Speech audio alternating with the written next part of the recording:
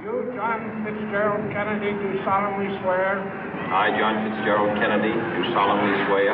That you will faithfully execute the office of President of the United States. That I will faithfully execute the office of President of the United States. And will, to the best of your ability. And will, to the best of my ability. Preserve, protect, and defend the Constitution of the United States. Preserve, protect, and defend the Constitution of the United States. So help you God. So help me God.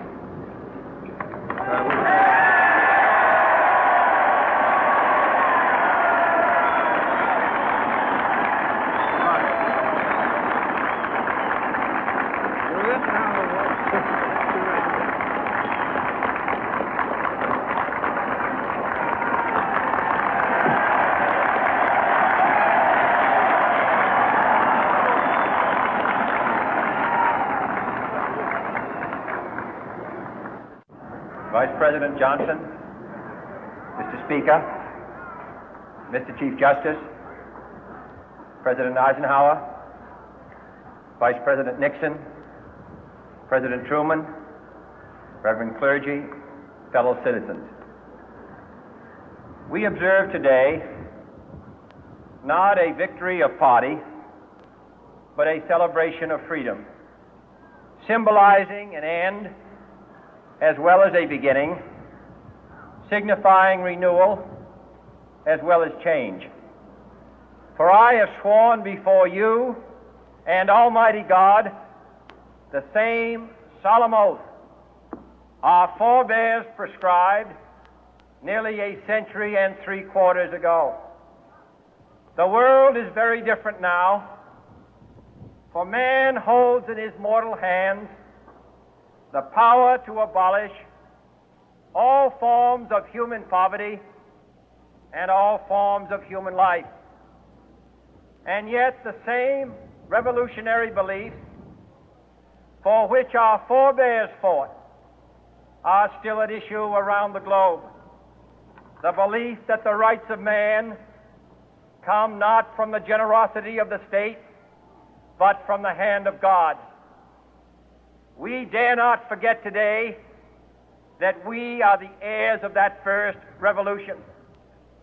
Let the word go forth from this time and place to friend and foe alike that the torch has been passed to a new generation of Americans born in this century, tempered by war, disciplined by a hard and bitter peace, proud of our ancient heritage, and unwilling to witness or permit the slow undoing of those human rights to which this nation has always been committed and to which we are committed today at home and around the world.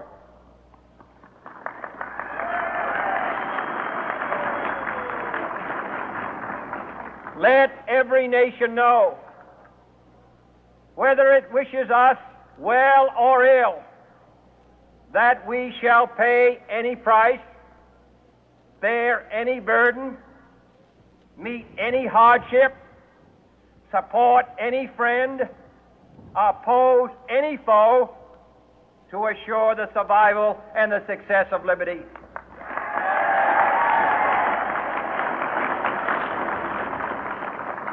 This much we pledge and more. To those old allies whose cultural and spiritual origins we share, we pledge the loyalty of faithful friends. United, there is little we cannot do in a host of cooperative ventures. Divided, there is little we can do, for we dare not meet a powerful challenge at odds and split asunder.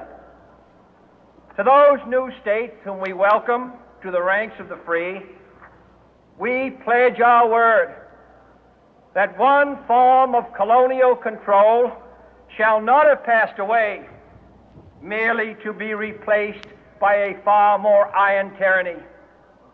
We shall not always expect to find them supporting our view, but we shall always hope to find them strongly supporting their own freedom, and to remember that in the past, those who foolishly sought power by riding the back of the tiger ended up inside.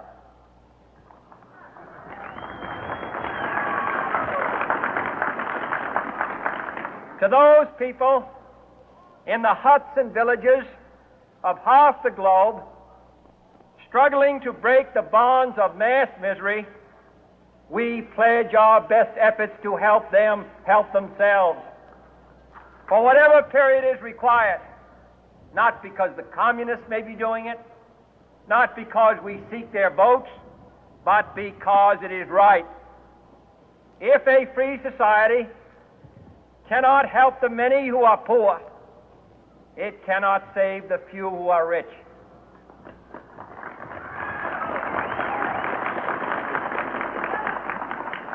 To our sister republics south of our border, we offer a special pledge to convert our good words into good deeds, in a new alliance for progress, to assist free men and free governments in casting off the chains of poverty.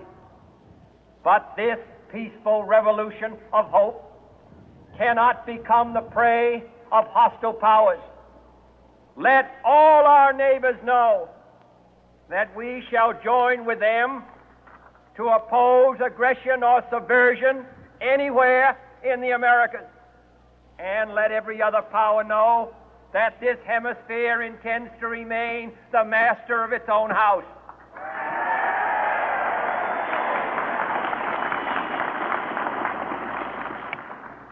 To that World Assembly of Sovereign States, the United Nations, our last best hope